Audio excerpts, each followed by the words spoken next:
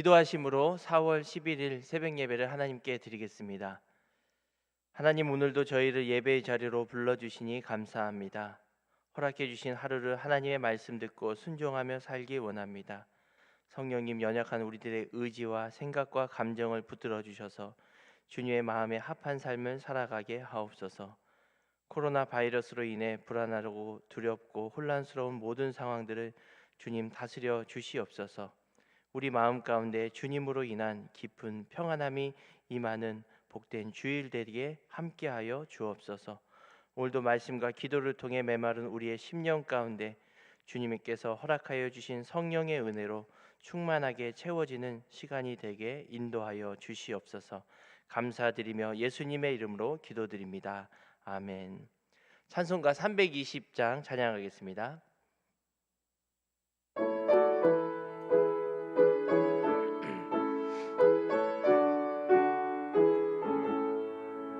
나의 죄를 정케 하사 주의 일꾼 삼으신 구세주의 넓은 사랑 항상 찬송합니다. 나를 일꾼 삼으신 주 크신 능력 주시고 언제든지 주 뜻대로 사용하여 주소서. 내게 부어 주시려고 은혜 예비하신 주 주의 은혜 채워주사 능력 있게 하소서. 나를 일꾼 삼으신 주 크신 능력 주시고 언제든지 주 뜻대로 사용하여 주소서. 죄의 짐을 풀어주신 주의 능력 크도다. 나를 피로 사신 예수 내 맘속에 오소서. 나를 일꾼 삼으신 주 크신 능력 주시고 언제든지 주 뜻대로 사용하여 주소서.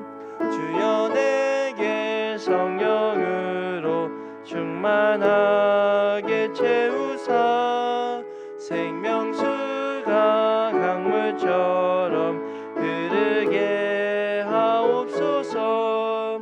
나를 일꾼 삼으신 주 크신 능력 주시고 언제든지 주 뜻대로 사용하여 주소서. 아멘. 하나님의 말씀은 출애굽기 4장 1절에서 9절까지 말씀입니다. 생명의 삶 78쪽 79쪽에 있습니다. 출애굽기 4장 1절에서 9절까지 말씀을 봉독해 드리겠습니다.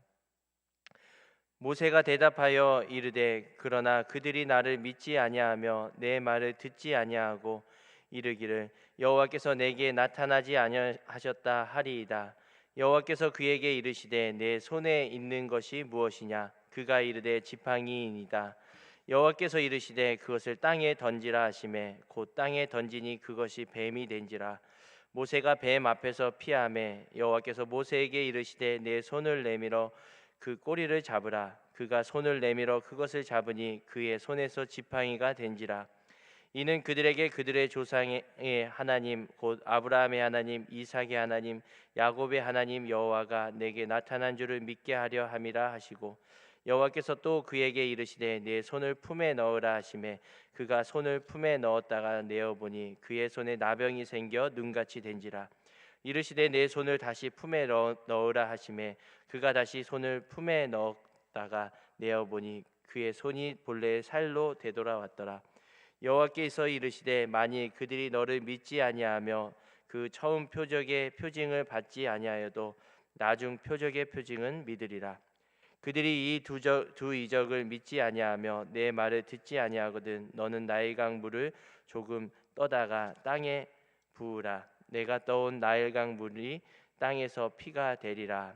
아멘. 이 말씀은 살아계신 하나님의 말씀입니다. 오늘도 현장에서 또 온라인에서 예배드리는 모든 성도님들께 하나님의 은혜가 가득하시기 바랍니다. 앞서 3장에서는 하나님께서 이스라엘 백성을 애굽에서 구원해 낼 것이다 라는 하나님의 굳은 의지를 모세에게 표명하셨습니다.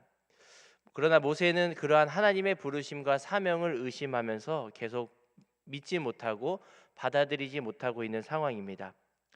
3장에 이어서 4장에서도 모세는 세 번째, 네 번째, 다섯 번째 핑계를 대며 하나님의 부르심을 거부하며 하나님의 사명을 반신반의하고 있습니다. 그럼에도 불구하고 하나님은 친히 모세를 사용하기 위해서 그의 머뭇거림, 또 불신, 아직 주저하고 있는 그러한 상황들을 설득해 나가고 계십니다. 이러한 하나님의 설득으로 말미암아 모세는 머리로는 알았지만 마음으로 확신하지 못하였던 것을 점차적으로 불순종에서 순종으로 바꾸어가는 것을 볼 수 있습니다. 하나님께서는 이처럼 모세의 두려움, 또 그런 머뭇거림, 주저함, 그런 내면의 고민들을 다 알고 계셨습니다. 동시에 하나님은 그 모세가 순종의 길로 걸어갈 수 있도록 친히 예비하시고 대화하시며 설득하시는 것을 볼 수 있습니다. 오늘 말씀을 통해서 우리도 지난 한 주간 머뭇거리고 또 하나님 앞에 두렵고 불순종하였던 부분들이 있다면 하나님께서 오늘 말씀을 통해서 우리와 교제하시며 또 우리를 설득하시며 순종의 길로 인도하시는 그런 한 주가 되시기 바랍니다. 오늘 본문은 하나님께서 세 가지 이적을 모세에게 말씀하십니다. 이 세 가지 표적은 다 상징적인 의미가 있었는데요. 먼저 2절에서 5절까지 보면 하나님은 믿지 못하는 모세에게 첫 번째 표적을 말씀하십니다. 표징을. 뭐냐 하면 모세의 지팡이를 땅에 던졌을 때 그것이 뱀이 되고 또 그 뱀을 집었을 때 다시 지팡이가 되는 그런 기적을 보여주셨던 것입니다. 당시 이 뱀은 애굽의 왕권을 상징했습니다. 그래서 어디 애니메이션 같은 데 보면 이 바로 왕, 애굽의 왕관에 이렇게 그 뱀으로 된 형상이 이렇게 앞으로 튀어나온 그런 것을 이미지나 사진들을 볼 수가 있습니다. 애굽의 왕권을 상징했고요. 또 고대 근동 지방에서는 이 의술의 신이 뱀을 가지고 사람을 고친다라고 해서 이런 치유, 또 번식, 치료 같은 것으로 상징적인 것으로 생각했습니다. 그래서 이제 이스라엘 성지순례나 이런 데 가보면 앰뷸런스 뒤에 이렇게 뱀 두 마리가 이렇게 꼬여 있는 그런 그림을 볼 수 있는데 그것이 바로 이제 그 고대 신화에 나왔던 의술의 신이 두 마리 뱀을 통해서 이렇게 치료한다라는 것을 상징했던 것이죠. 어쨌든 하나님께서는 이 애굽 왕 또 애굽인들이 의지했던 그런 뱀을 사용해서 모세에게 말씀하십니다. 모세가 쥐고 있는 지팡이를 땅에 던지라라고 하나님께서 말씀하셨습니다. 그랬더니 그 지팡이가 변하여서 뱀이 되었습니다. 이 뱀은 그 애굽에서는 이제 코브라라고 하죠. 독사. 그래서 이게 물리면 독이 퍼져서 죽게 하는 그런 독이 있는 뱀이었는데요. 모세가 그걸 보자 두려워서 이렇게 피했다라고 합니다. 모세도 이렇게 두려워했던 것이죠. 그 뱀이.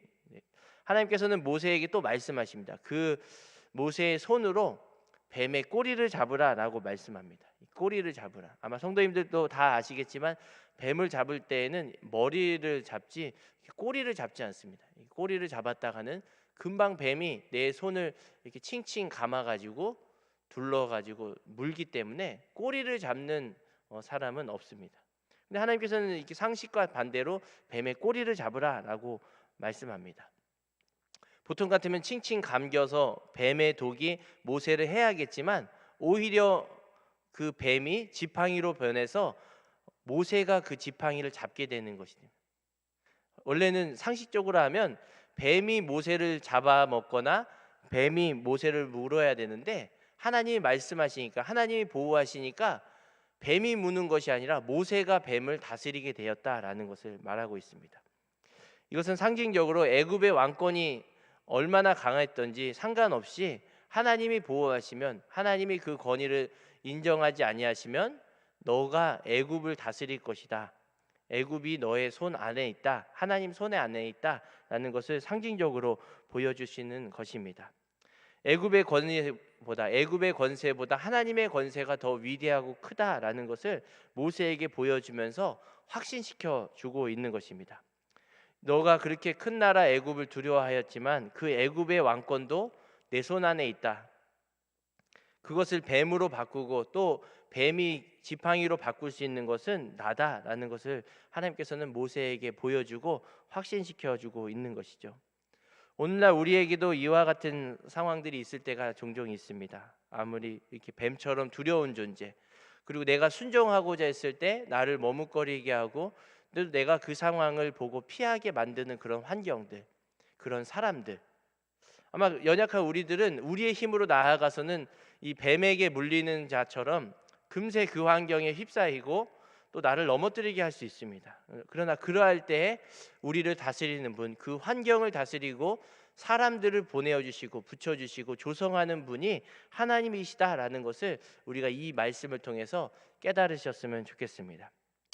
지난 한 주간 성도님들의 삶 가운데 나를 좀 머뭇거리게 하고 하나님의 말씀에 순종하지 못하고 주춤거리게 하고 또 이렇게 주저하게 했던 부분들, 영역들, 환경들, 사람들이 있다면 그것이 어떤 것인가요?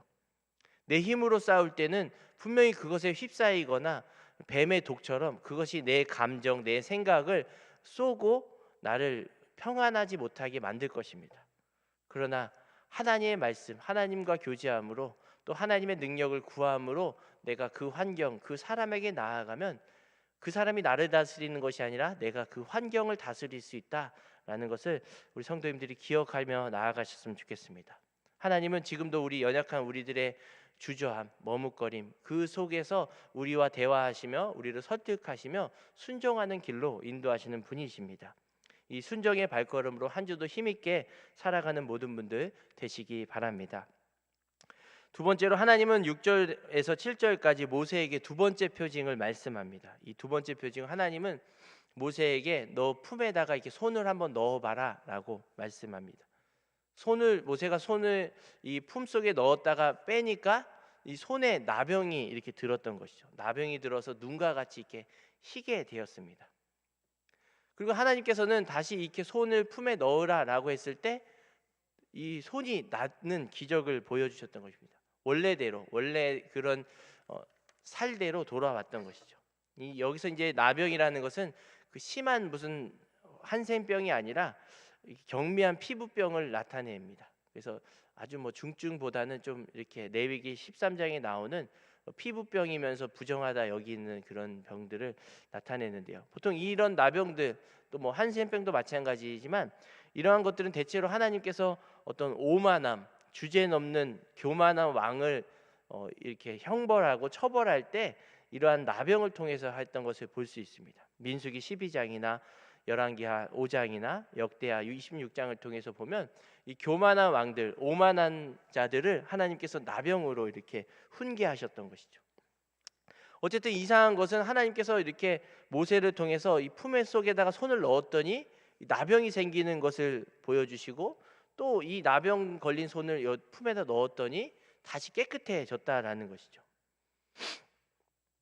보통 일반적으로 생각하면 상식적으로 이게 말이 되지 않습니다. 왜냐하면 이렇게 손을 이렇게 품에다 넣었는데 나병이 걸린 것까지는 뭐 이해가 된다고 해요. 이렇게 이해가 된다고 치면 하나님께서 뭐 하셔서 이렇게 이적을 보여주셨다라고 했는데 이 나병 걸린 손을 이렇게 깨끗한 아직 오염이 되지 않는 아직 전염이 되지 않는 이 깨끗한 가슴에다가 나병 걸린 손을 넣었는데 이 깨끗한 가슴이 나병이 걸린 것이 아니라 이 나병 걸린 손이 깨끗해졌다라는 것이죠. 이거는 인간적인 상식으로는 자연적인 법칙을 뛰어넘는 것입니다. 원래 보통 같았으면 이 나병 걸린 손을 깨끗한 부위에다가 이렇게 옮기면 나병 이런 균이 침투해가지고 퍼지고 가려워서 긁으면 더 확산되는 것이 일반적이죠. 하나님께서는 하나님인 생명의 주관자, 생사화복을 주관하시는 분이다라는 것을 모세에게 보여주고자 이것을 말씀했던 것입니다. 모세의 가슴에 넣었을 때 모세의 가슴이 이 손을 치료하는 것이 아니라 이 손을 치료하고 낫고 또 이것을 병들게 하고 또 이 병을 주관하는 분이 하나님이시다라는 것을 모세에게 보여주고자 했던 것이죠. 이것은 이제 상징적으로 말하면 애굽의 노예였던 이스라엘도 마찬가지입니다. 애굽의 400년 동안 430년 동안 노예 생활했던 이스라엘은 그야말로 영적인 나병의 상태였습니다. 영적인 나병. 어떤 제사 하나 드리지 못하고 죄된 노예로, 애굽은 또 세상을 상징하잖아요. 세상의 노예로 400년 동안 살아갔던 이 영적인 나병 걸린 손과 같은 이스라엘이었던 거죠. 근데 하나님께서는 그 이스라엘을 이제는 때가 되었다. 이제는 내 품에 이스라엘 백성을 내가 품고 그를 정결케 할 것이다 라는 것을 보여주는 것이 이 두 번째 표징입니다. 아무리 나병 걸린 이스라엘, 영적인 나병 걸린 이스라엘이지라도 그는 내가 택한 백성이다. 내가 그들을 고쳐서 거룩한 백성으로 사용하겠다라는 그런 하나님의 의지를 보여주고 있는 것입니다.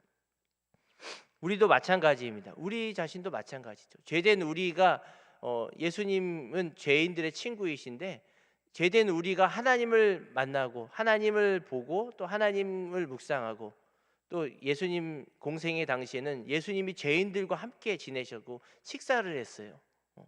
그런데 예수님이 죄로 인해서 인간들의 죄로 인해서 더러워지시는 것이 아니라 인간들이 오히려 예수님의 의로우심으로 말미암아 깨끗해졌다는 것입니다. 이 죄된 이 나병 걸린 손과 같이 우리 존재도 마찬가지입니다.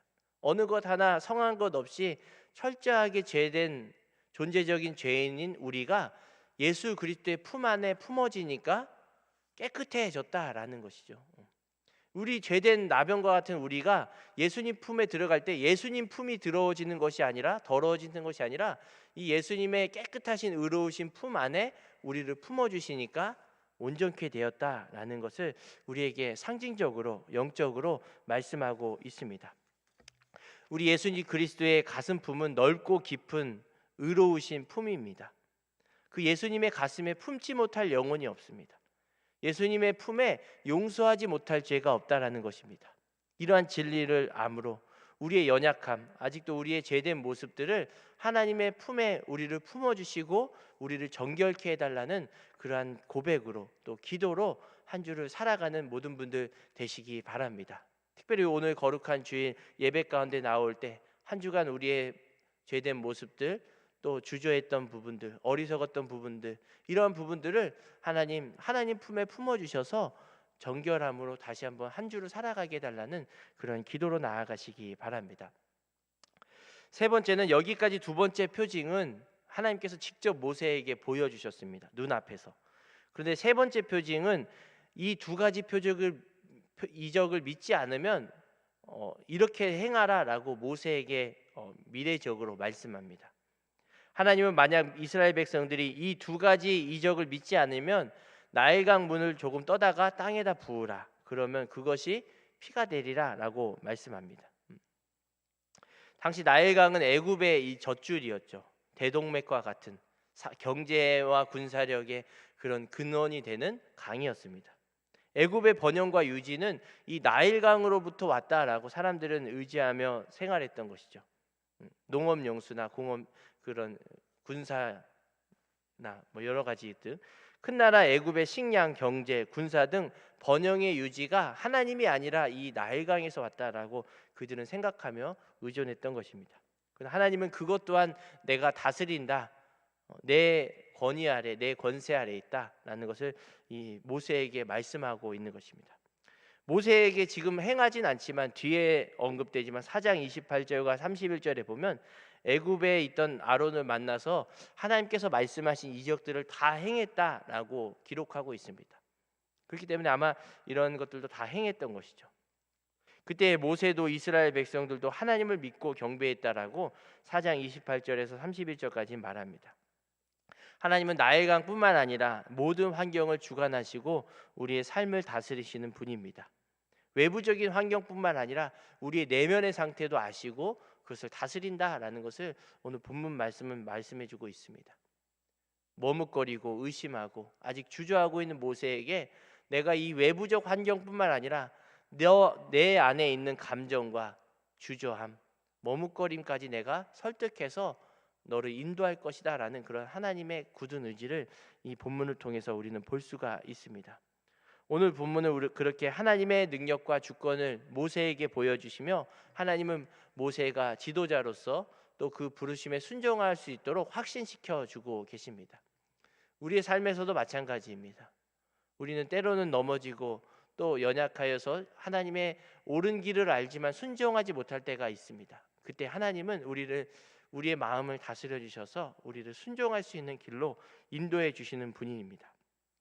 내 외부적인 환경뿐만 아니라 우리 내면의 고민들까지, 내면의 번민까지 아셔서 그것을 하나님께서는 친히 고쳐나가고 인도해 주신다라는 것입니다. 지난 한 주간도 우리 마음속에 사람들은 알지 못하지만 하나님만 아는 그런 고민거리들, 염려들, 근심들이 있었다면 그러한 것이 어떤 것인가요? 하나님의 말씀을 알고 이대로 해야지라고 생각하지만 내 발걸음을 주저하게 하는 그런 환경들, 사람들, 그러한 것들이 있다면 오늘 본문 말씀을 통해서 하나님 이러한 나의 내면의 상황까지 다스려 주셔서 순종할 수 있는 길로 나아가게 해달라라고 기도하셨으면 좋겠습니다. 그러면 하나님께서 이 모세에게 놀라운 이적을 통해서 그를 확신시켜 주셨던 것처럼 놀랍게 우리의 삶의 환경을 조성하셔서 하나님의 길로 순종할 수 있도록 우리를 인도해 주실 줄로 믿습니다. 그러한 진실한 고백과 기도로 아뢰며 순종의 걸음을 걷는 한 주 되시기 바랍니다. 기도하겠습니다. 하나님, 거룩한 주일 이른 새벽에 우리를 말씀하여 주시니 감사합니다. 주님, 오늘 말씀을 통해 모세의 완곡한 거절에도 하나님께서는 끝까지 설득해 사용해 주시는 분임을 깨달았습니다. 주님의 부르심과 선택의 순간에 나의 연약함과 환경만을 보고 머뭇거리지 않는 우리 모두가 되게 하여 주옵소서. 그래서 하나님의 놀라운 구원의 역사에 우리 모두 순종함으로 사용되도록 주님 인도하여 주시옵소서.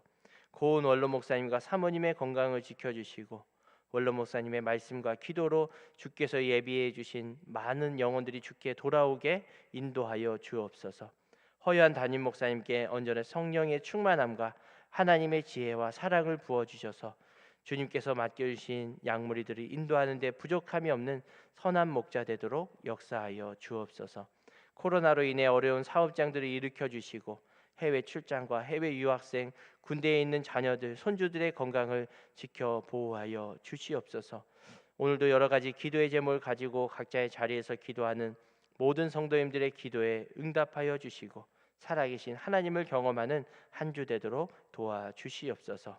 감사드리며 예수님의 이름으로 기도드리옵나이다. 아멘. 하늘에 계신 우리 아버지, 아버지의 이름을 거룩하게 하시며 아버지의 나라가 오게 하시며 아버지의 뜻이 하늘에서와 같이 땅에서도 이루어지게 하소서.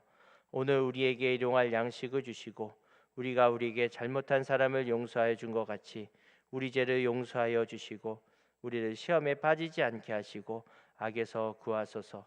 나라와 권능과 영광이 영원히 아버지의 것입니다. 아멘.